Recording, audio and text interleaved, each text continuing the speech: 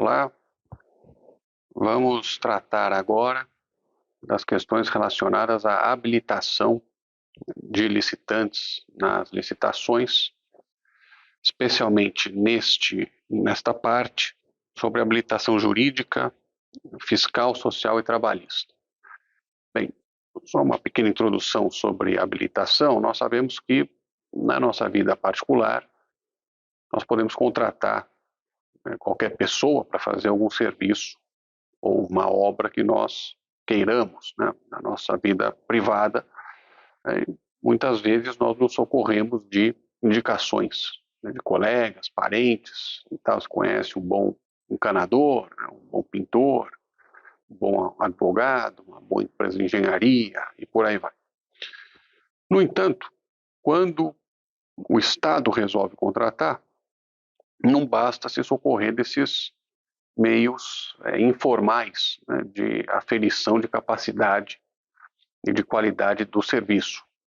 É necessário que haja uma série de comprovações e de cautelas para que o Estado possa efetivamente contratar uma empresa que faça um bom serviço e, mais do que isso, esteja devidamente regulamentada e devidamente de acordo com a legislação.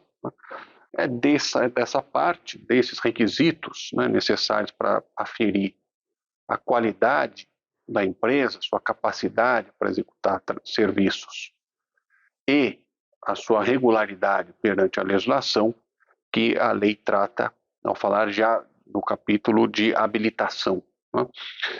A habilitação que é dividida em 4 grandes tipos, né? Habilitação jurídica, habilitação técnica, habilitação fiscal, social e trabalhista e habilitação econômico-financeira. A Lei 14.133 buscou trazer uma série de meios mais informais em relação à habilitação, se comparados àqueles da Lei 8.666, né, que tinha requisitos mais formais, mais engessados, né? Então, um exemplo disso é que nós temos na nova lei a possibilidade do licitante, né, apresentar declarações, né, de que ele atende a requisitos de habilitação, né, sendo ele, portanto, juridicamente responsável por essa declaração, né? Da mesma forma, uma outra alteração importantíssima da nova lei foi a possibilidade de a administração realizar o saneamento de erros ou falhas que não alterem a substância dos documentos de habilitação, mediante despacho fundamentado, registrado, acessível a todos, no processo de licitação. Claro que essa análise, né, se esse saneamento de erros alterou ou não a substância do documento, vai depender muito do caso concreto. Mas, como regra geral, isso aqui traz uma grande possibilidade para a administração, durante a execução do processo licitatório, sanear, né, algumas questões que, se olhadas pela lente da 8666, levariam inevitavelmente à inabilitação de algumas empresas. Então, uma outra alteração, essa, do ponto de vista procedimental, é a principal, é a questão da inversão de fases, digamos assim, em relação a 8666. Né? Na licitação tradicional da lei de 93, primeiro era feita a análise dos requisitos de habilitação de todos os licitantes, para depois se passar para a fase de proposta. Agora é o contrário, né? Então segue-se a lógica do pregão, vamos assim. Primeiro é feita a fase de apresentação, julgamento de propostas, para depois ser feita a análise dos documentos de habilitação apenas do licitante vencedor, né? Com isso, o que o legislador espera é que a administração ganhe tempo, né? Não fique muitas semanas e dias, né, em busca de, digamos, na análise daqueles documentos de habilitação que, dependendo da quantidade de licitantes, é muito volumoso, né? Então, passando agora para esses dois tipos de habilitação, que são os dessa parte da aula, né, habilitação jurídica, regularidade fiscal, trabalhista e social, nós temos aqui o seguinte: a habilitação jurídica, ela é destinada a comprovar que o licitante, pessoa física ou pessoa jurídica, possui capacidade jurídica para assumir direitos e obrigações na ordem legal, né? O que nos remete um pouco às lições de direito civil sobre capacidade. Mas, basicamente, no âmbito da nova lei, isso significa, né, comprovar a existência, né, jurídica da pessoa física ou da pessoa jurídica, que se dá basicamente pelo registro na junta comercial, né, o registro geral, né, o RG, pessoa física. No caso de pessoas jurídicas não comerciais, né, o cartório de pessoa jurídica, a inscrição, por exemplo, do estatuto, né, da Sociedade de Advogados na OAB. Então, são alguns documentos que demandam essa comprovação da existência jurídica para assumir direitos e obrigações, o que ganha bastante sentido, né, essa exigência no mundo hoje no qual há muitas startups e muitas empresas de inovação que vão surgindo, mais ou menos, algumas durante algum tempo, sem formalização. Então, esse é o primeiro requisito, essa existência da pessoa jurídica ou da pessoa física.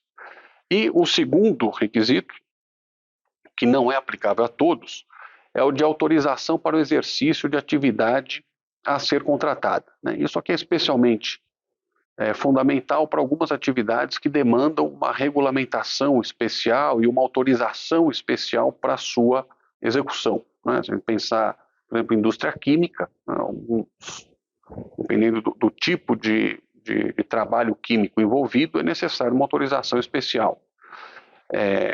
Indústria de alimentos, a depender da situação, também é necessário uma autorização especial para a produção daquele alimento, etc. Então, isso também depende, né, na fase de habilitação jurídica dessa comprovação de autorização para o exercício, se for o caso, né? Vale lembrar apenas que, especialmente após a Lei de Liberdade Econômica de 2019, as atividades classificadas como de baixo risco, né, independem de qualquer tipo de autorização prévia, né? Isso tem que ser, então, analisado, né, de acordo com a legislação, né, específica de cada setor, se aquela atividade é de baixo risco ou não, e sendo, né, ela a princípio está excluída de qualquer tipo de exigência de autorização prévia dos órgãos competentes. Por outro lado, nós temos a questão da regularidade fiscal, trabalhista e social. Aqui nós temos algumas regras interessantes a respeito da regularidade fiscal.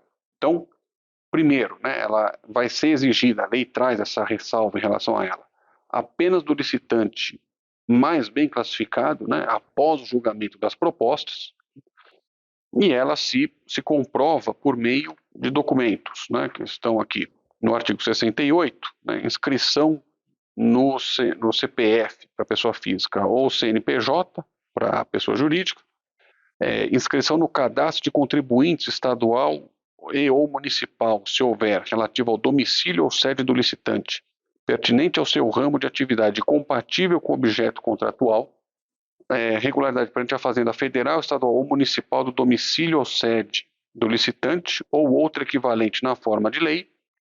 Então, essas são as regras, né? Valendo apenas ressaltar, isso já é um tanto tradicional na nossa jurisprudência dos tribunais de contas, que é o que se busca é a regularidade, não a quitação de tributos, né? Então, eventualmente, se houver algum tributo